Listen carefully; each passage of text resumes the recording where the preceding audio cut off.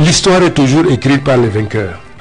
L'histoire de cette période jusqu'à présent n'a été écrite que par les turiféraires du régime, par les inconditionnels de M. Biya, par les gens qui lui sont redevables, qui lui font des clins d'œil et qui par conséquent jetaient l'anathème sur le président Ahidjo, le voué hégémonie. Tous les collaborateurs du président Ahidjo sont morts misérables.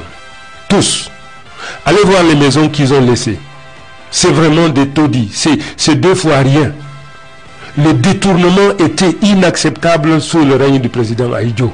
M. Biya ne peut pas prendre le Cameroun de la prospérité, comme lui-même il l'a dit, le ramener à la misère, comme c'est le cas aujourd'hui, et s'attendre à ce que ses concitoyens continuent à lui faire confiance et à jeter leur dévolu sur lui. C'est impossible. Le président Biya parle tout le temps de la réconciliation. Il ne la veut pas. Il ne veut pas de cette réconciliation.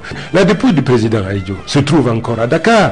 Il paraît que sa famille s'oppose au rapatriement de la dépouille. Je n'en sais rien, mais c'est pas vrai. C'est pas vrai. Le président Biya ne s'appartient pas. Le président Biya est un bien national.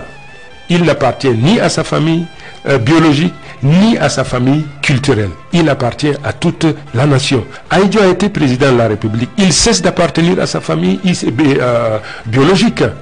Il appartient à tout le Cameroun et c'est au Cameroun d'organiser des funérailles solennelles et officielles au président Ahidjo. Que les gens cessent de dire que le président Biya est bon et ses collaborateurs sont mauvais. Le président Biya, il a dit lui-même, il suffit qu'il opine de la tête pour dégager toute personne qui ne lui convient pas.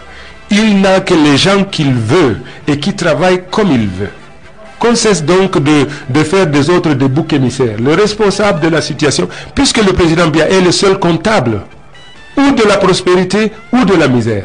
Tous les ministres, tous les collaborateurs du président Biya sont comptables devant le président Biya. Il est aussi comptable de la paix, le président Biya. Mais aujourd'hui, vous dites que nous sommes en paix. Le Cameroun est calme. Et s'il y a paix, c'est la paix des cimetières. Regardez aujourd'hui le culte de la personnalité auquel on procède aujourd'hui au niveau des médias officiels. C'est simplement inacceptable. Le syndrome du Zaïre est en train donc de faire son apparition au Cameroun. Il faudrait que ce peuple baroudeur se réveille, qui se dise non. On doit construire la prospérité basée sur la solidarité, basée sur l'équité, sur la justice, et non aujourd'hui sur des mensonges grotesques et de l'assimilation.